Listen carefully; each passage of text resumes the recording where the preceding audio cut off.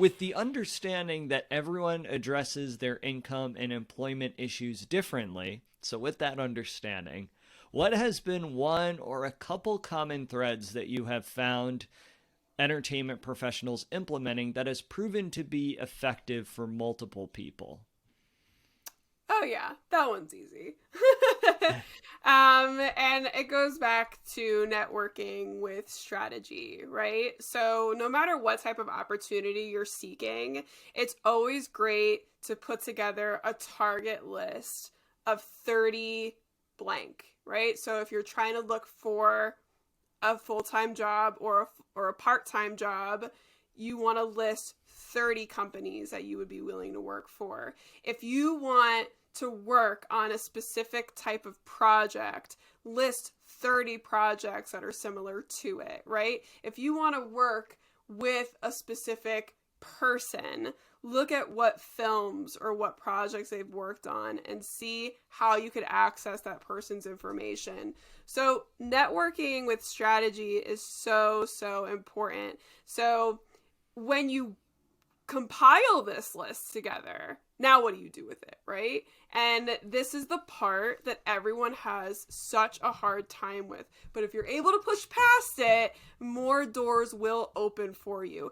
And that's just that you have to push back the awkwardness of reaching out, writing an email to someone and just say, I want to have a conversation with you.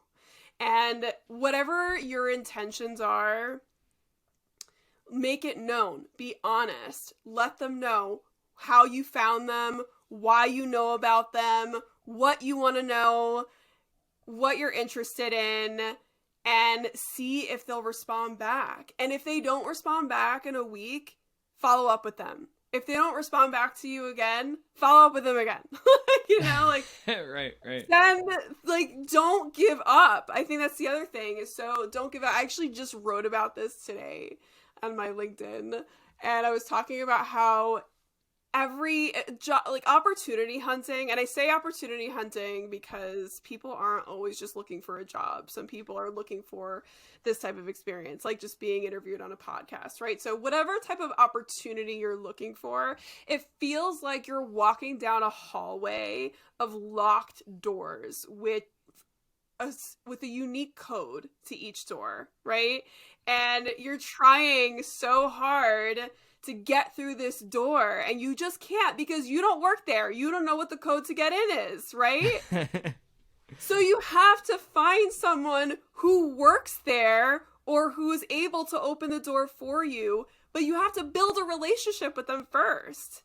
And then if they trust you enough, they will let you in, right? I know that sounds super abstract. No, I think it actually paints a really good picture of what people need to do to really elevate their careers through networking, relationship building. And I love how you talk about making this list as well, because I think another important quality to have within this industry is a certain amount of clarity and focus.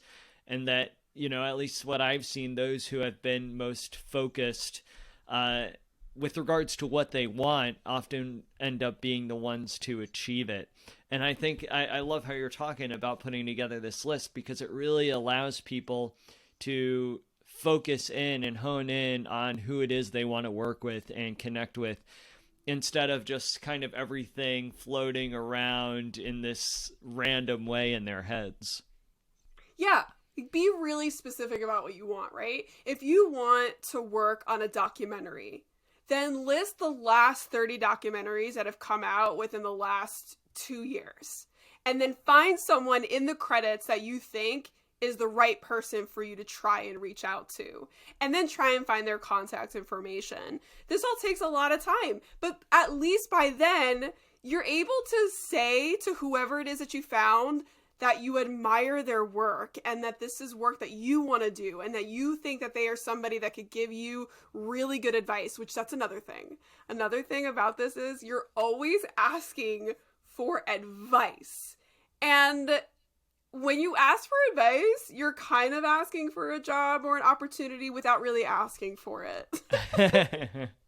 it makes the other person feel a lot more flattered and receptive to actually agreeing to meet with you because there's low pressure. It's like, oh, you're asking for my expertise? It's like, sure, I'll give you that. Right.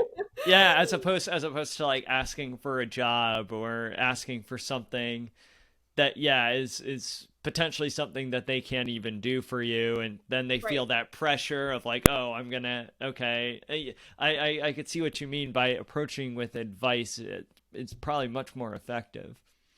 And then the key is actually apply the advice. So then you have a reason to follow up with that person later and thank them. So, for example, there was this really lovely young lady that reached out to me, and she's not in the entertainment industry, but she's got such a fascination for it. And so she wanted to meet with me just to kind of like get my thoughts on, how does somebody that's not in the entertainment industry start working their way into it? And I told her, I was like, take a class. Like, find a really good class on the business, and that's a really great start for you.